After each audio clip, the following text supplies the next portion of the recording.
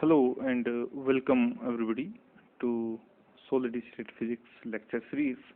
And in today's lecture, we will continue our discussion about phonons.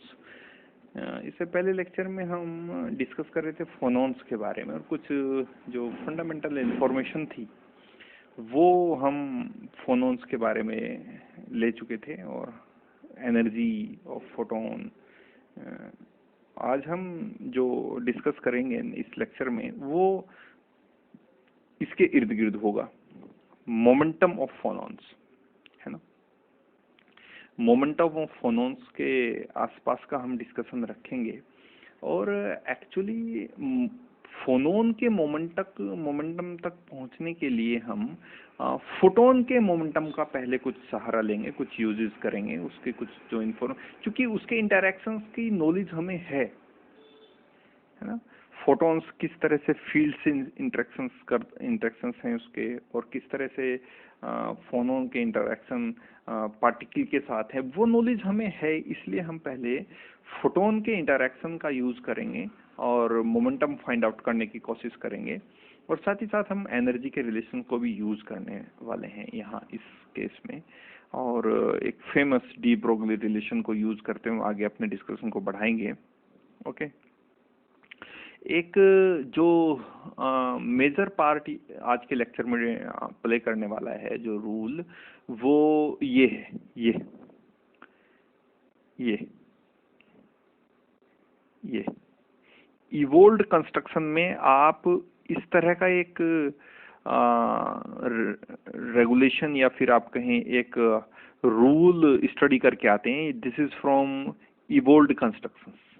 Okay, evolved construction हमने कहाँ use किया था? जब ब्रैग्स लॉ हमने ड्राइव किया रेसिप्रोकल लैटिस वेक्टर्स में, तो इस तरह का एक रिजल्ट हमने वहाँ यूज किया था, और ये रिजल्ट हम यहाँ आज बहुत फ्रिक्वेंटली यूज करने वाले हैं। ओके, ये इस तरह का रिजल्ट हम बहुत फ्रिक्वेंटली यूज करने वाले, जब इसके ऊपर आएंगे तब डिस्कस करेंगे। ओके, पर मैं अभी से आपको बता रहा हूँ कि ये रिजल्ट आज के लेक्चर में काफी ज्यादा यूज होने वाला है। ये के प्राइम वेक्टर है, स्मॉल के प्राइम वेक्टर। ओके, ये वेव वेक्टर है स्कैटर्ड फोटोन का। अभी हम इसके ऊपर और डिस्कस करेंगे, पर फॉर द टाइम बिंग मैं आपको केवल ये जो नोटेशंस यहाँ यूज किए गए हैं, जो टर्म्स यूज किए गए हैं, इसके बारे में मैं बता रहा हूँ। ये जो स्मॉल के वेक्टर है ये है wave vector of incident photon, और जो जी है इससे आप बहुत अच्छे से फेमिलियर हैं, ये रेसिप्रोकल लैटिस वेक्टर है। ओके, तो इस इक्वेशन को हम काफी फ्रिक्वेंटली यूज करने वाले हैं आज के लेक्चर में। ओके, अच्छा, शुरू करते हैं मोमेंटम ऑफ फोनोन से। ओके, मोमेंटम ऑफ फोनोन तक अगर हमें पहुंचना है तो सबसे पहले हमें मोमेंटम ऑफ फोटोन पता होना चाहिए, क्योंकि हमारा जो डिस्कशन का जो बेस हर बार बना है वो फोटोन बना है। तो इस केस में भी हम पहले फोटोन से अपनी स्टोरी की शुरुआत करेंगे और तब जाके हम पहुंचेंगे फोनोन्स के ऊपर। ओके, सो दिस ये रिलेशन आपने काफी अच्छे से स्टडी किया होगा, P equals to H over lambda. ये फेमस डी ब्रोगली हाइपोथेसिस से जो मोमेंटम ऑफ फोटोन या momentum of any matter particle which is interact with another particle is given by this. आप अगर इस रिलेशन को ध्यान से देखें ना, तो ये जो लेफ्ट हैंड साइड पे लिखा है ये mv है, P इक्वल्स टू mv। ये लीनियर मोमेंटम है, लीनियर मोमेंटम है। ओके, और ये इक्वल्स टू है H ओवर लैम्डा के। H आप जानते हैं प्लांक कांस्टेंट है, और लैम्डा उसी पार्टिकल की वेवलेंथ है जिसका मास m है। समझ रहे? You got it? मैं फिर से रिपीट कर रहा हूं। अब P को रखिए mv। ओके, P को आप रखिए mv। m is the mass of the particle, v is the velocity of the particle, and relate it with the right hand side, and you simply find the wave particle duality. Onto the left hand side there is mass, and mass is the characteristic feature of a particle, not a wave. V is always a common factor. You know that every particle can have velocity and every wave can have velocity or should have velocity. Okay, but mass here onto the left hand side and wavelength onto the right hand side. These relates this wave particle duality. Mass, the quantity mass onto the left hand side and this wavelength onto the right hand side. Okay, because this wavelength is the characteristic feature of a wave, not a particle. Okay, a particle cannot have a wave, but after de Broglie, whenever a particle is in motion is always associated a wave with it of wavelength lambda, and this wavelength lambda is given by this formula, P equals to h over lambda. Okay, तो momentum of photon के बारे में तो हमें पता है, momentum of फोनोन्स क्या होगा? मोमेंटम ऑफ फोनोन्स क्या होगा? तो मोमेंटम ऑफ फोनोन्स के बारे में अगर आपको बताएं तो फिजिकली ऐसा कोई एविडेंस नहीं है कि फोनोन के पास मोमेंटम होता है। फिजिकली ऐसा कोई एविडेंस नहीं है। ओके, बट इसकी जब कैरेक्टरिस्टिक्स को चेक किया गया, when it interacts with another particle और fields, then this particle shows that it may have momentum.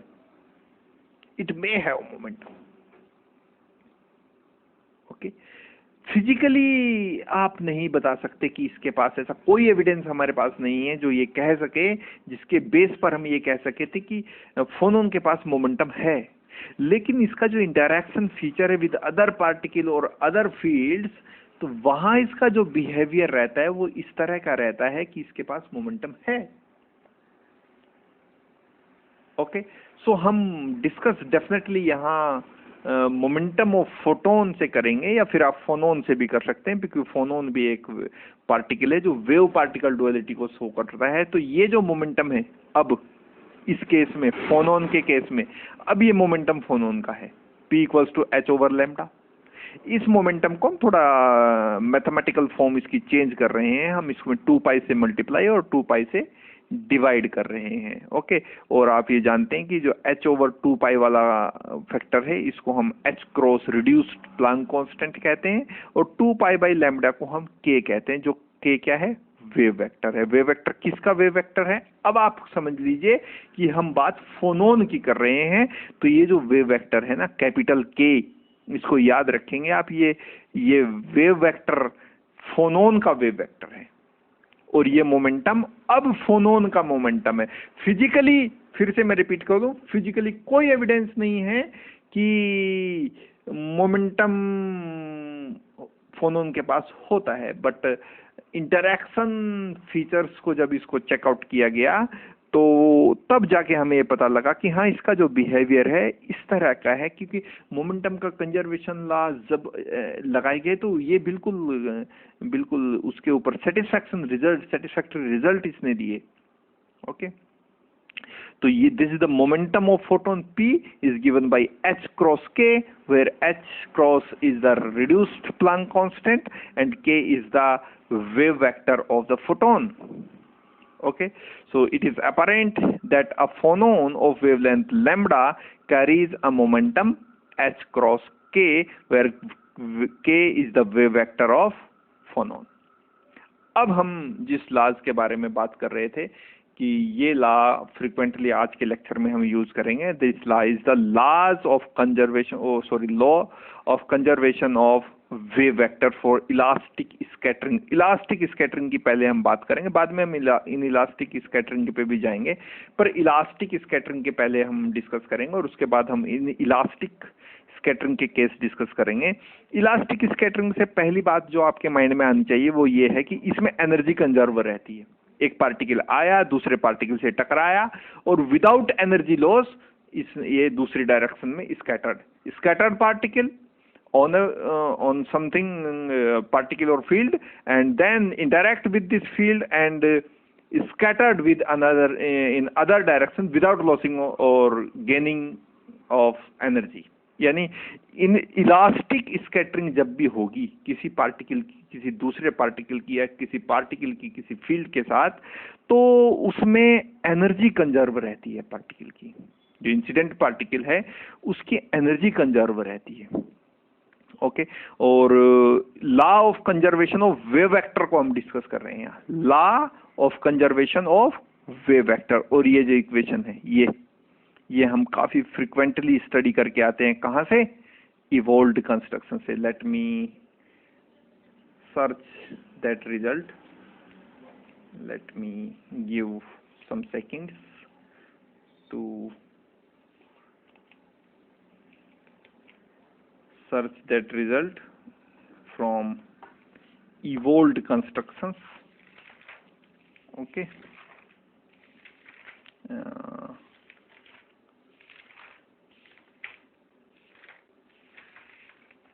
I think बिलन जोन के कंसेप्ट से पहले ये जो इवोल्व्ड कंस्ट्रक्शन वाला ये ओके, यहां से जो हमें रिजल्ट आया था उस रिजल्ट को हम बहुत फ्रिक्वेंटली यूज करें। ये वाला रिजल्ट, ये देखिए इक्वेशन नंबर 4, ये vector K plus vector G equals to vector K prime, ये रिजल्ट हम यूज कर रहे हैं। और ये टॉपिक कहाँ किया हुआ है आपने?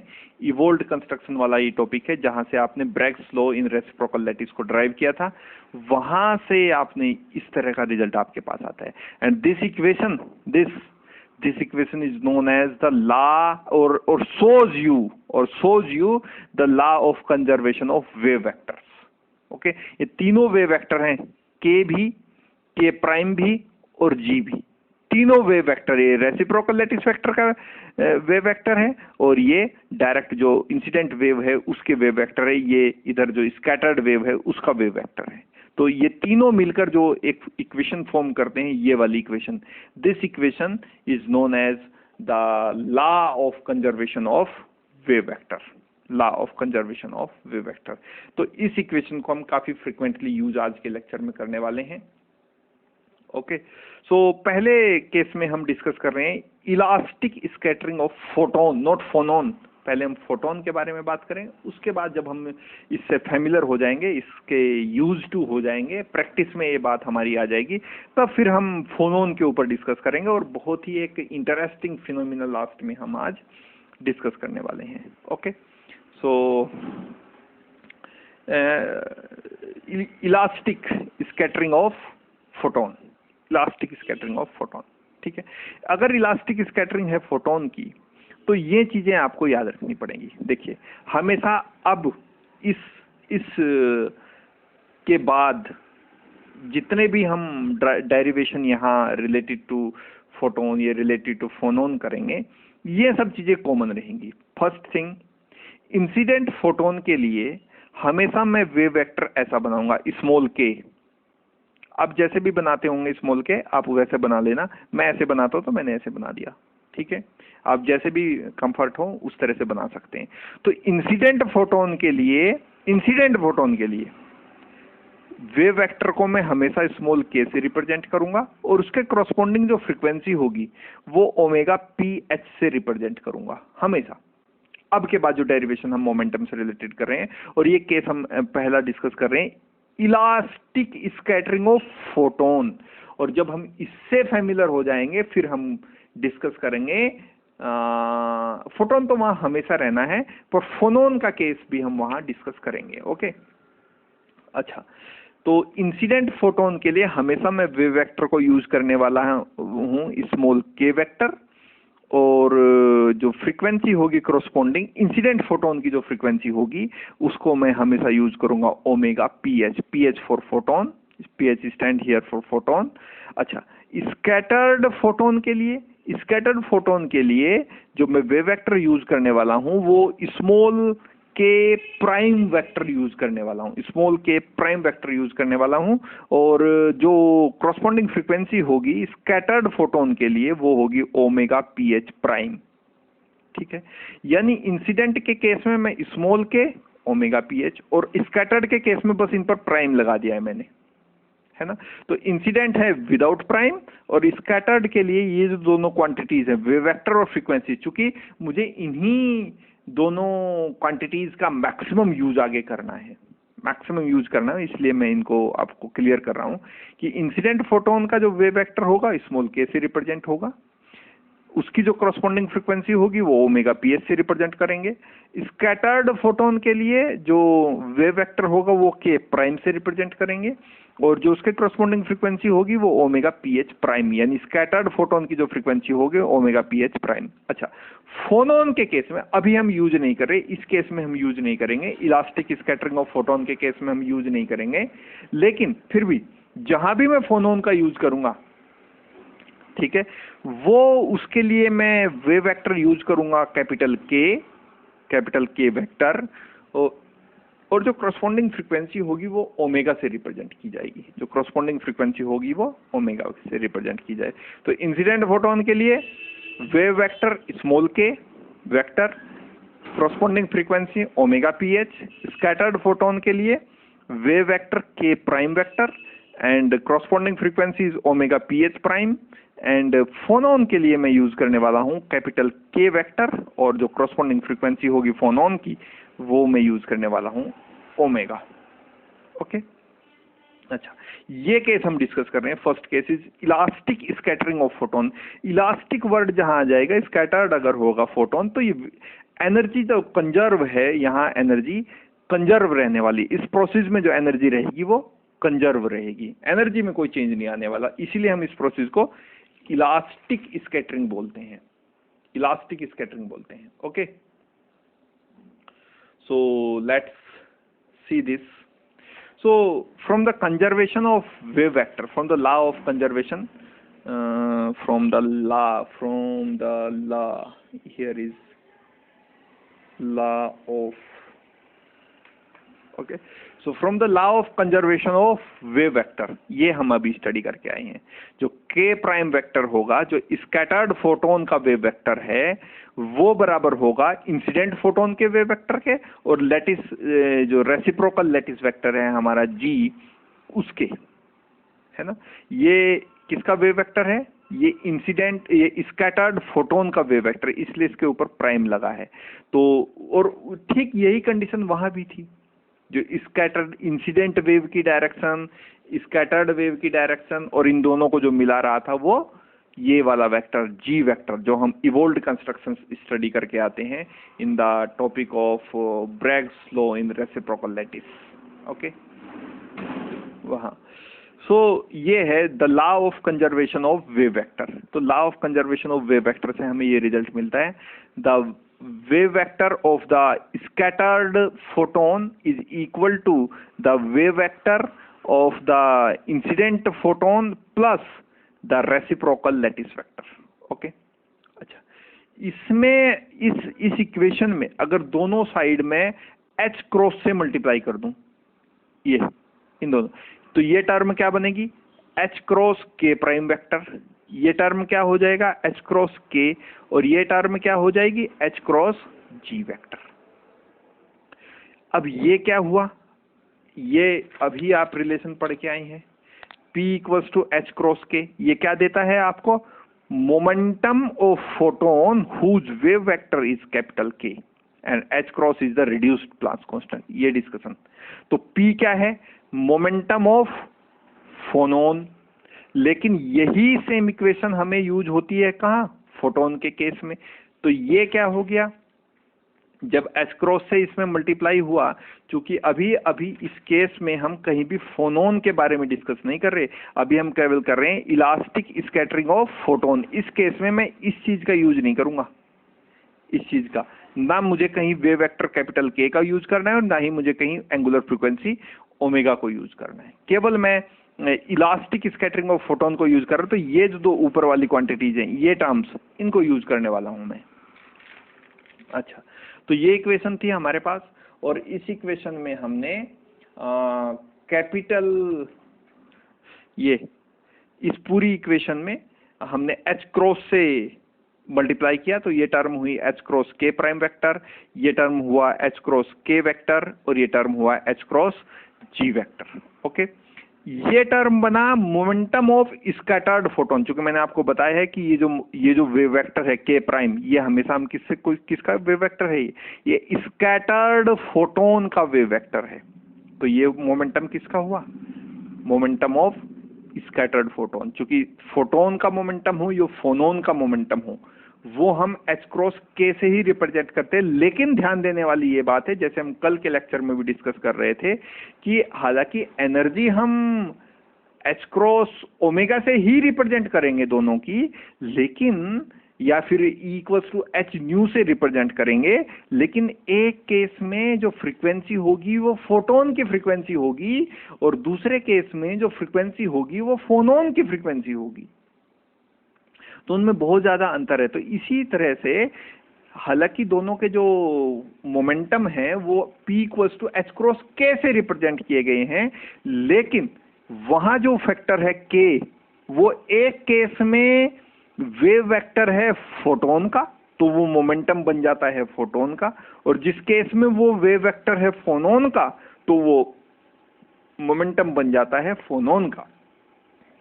ठीक है, तो H cross K prime vector ये हुआ, ये क्वांटिटी मुझे देती है momentum of scattered photon. H cross K vector ये क्वांटिटी मुझे देती है मोमेंटम ऑफ इंसिडेंट फोटोन।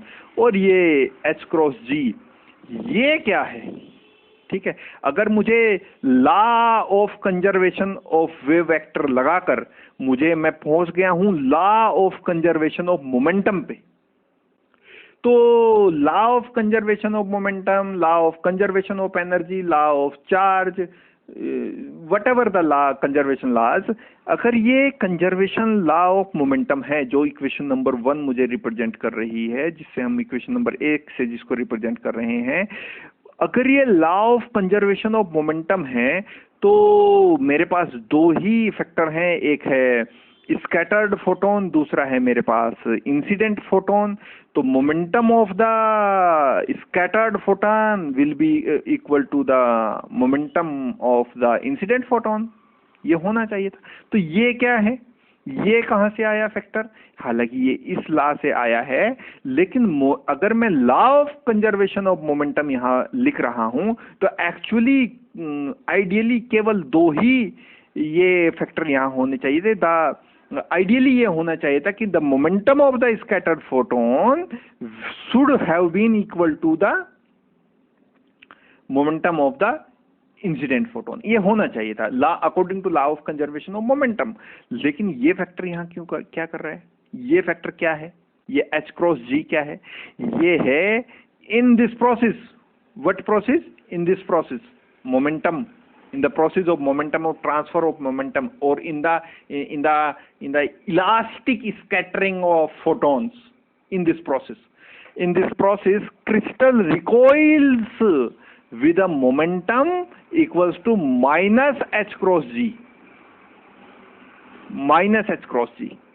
इस मोमेंटम से क्रिस्टल रिकॉइल करता है। ये ठीक वही एग्जांपल है जैसे गन के केस में गन रिकॉइल करते हैं। आप गन से फायर करें तो गन अपोजिट डायरेक्शन में रिकॉइल करती है।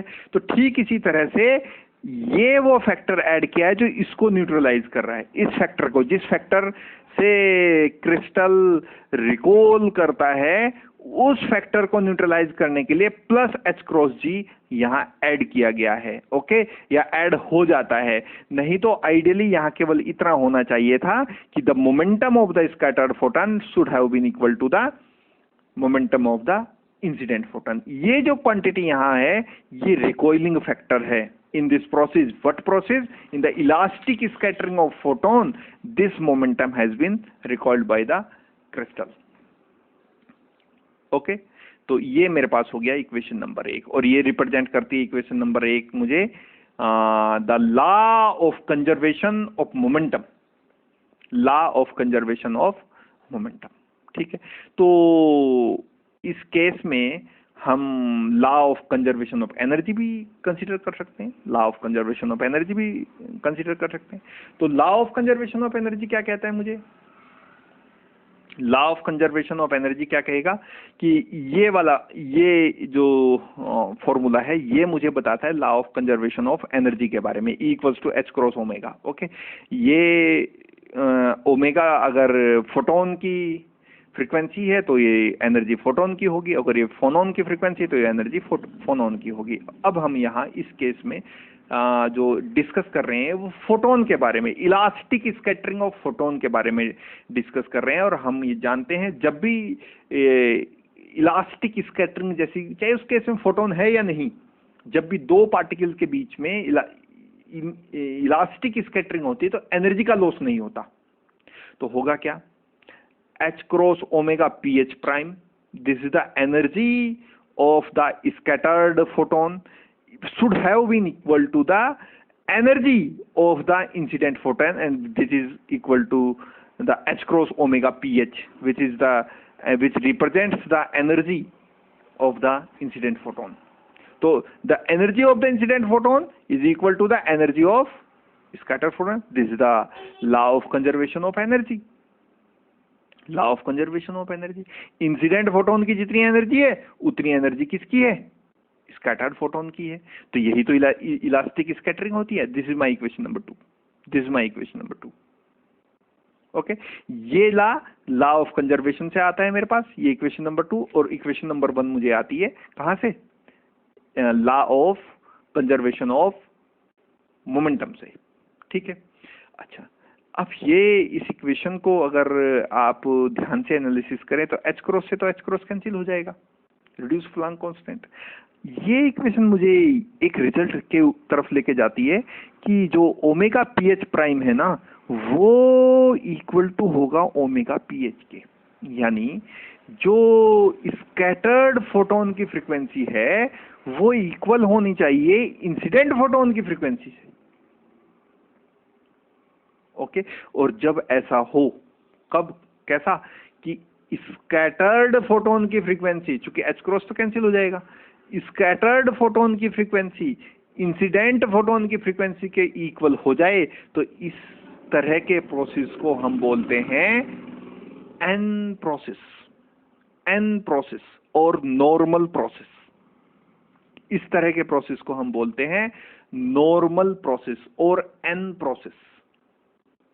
Okay, so this equation number 2 shows that frequency of the incident, that is omega ph, and the scattered photon, that is omega ph prime, remains unchanged, that is omega prime ph or omega ph prime is equals to omega ph। omega ph prime हमने पता है, हमने consider की हुई है scattered photon की frequency, और omega PH हमने कंसीडर किया गया है इंसिडेंट फोटोन की frequency. Okay, so such a process in which frequency of the incident photon is same as that of the scattered photon, frequency of the incident photon, that is omega ph, is equal to or same as that of the scattered photon, that is omega ph prime, is called as normal or n process। n process हम इस reaction को, इस पूरे discussion को, जहां scattered photon की frequency incident photon की frequency से के बराबर हो जाए, इस तरह के प्रोसेस को हम एन प्रोसेस बोलते हैं। इस तरह के प्रोसेस को हम एन प्रोसेस बोलते हैं। ठीक है, तो ये हुआ डिस्कशन किसके बारे में, जब इलास्टिक स्कैटरिंग हो फोटोन की। अब जो हम डिस्कस करेंगे वो डिस्कस करेंगे इन इलास्टिक स्कैटरिंग ऑफ फोटोन। अब देखिए ये बिल्कुल क्लियर है, जब ये वर्ड आप पढ़ते हैं ना, इन इलास्टिक स्कैटरिंग, तो this word shows that there is something change in the energy of the incident particle and in the energy of the scattered particle। Energy में वहां चेंज आपको देखने को मिलेगा डेफिनेटली। एनर्जी में जब भी इनइलास्टिक स्कैटरिंग जैसे किसी वर्ड को आप स्टडी करते हैं तो डेफिनेटली वहां आप लॉसेस ऑफ एनर्जी या गेन ऑफ एनर्जी के बारे में डिस्कस करते हैं। लॉसेस ऑफ एनर्जी और गेन ऑफ, ये लॉस भी हो सकता है एनर्जी का, गेन भी हो सकता है। तो ये जो डिस्कशन है हम अपने नेक्स्ट लेक्चर में करने वाले हैं, that is in elastic scattering of photon. Okay, so thank you for now and meet you into the next one with some other interesting facts about inelastic scattering of photon and generation of phonon. Actually, inelastic scattering of photons will generate the evolution or formulation of phonon, sorry. Okay, so thank you for now and meet you into the next one. Thank you.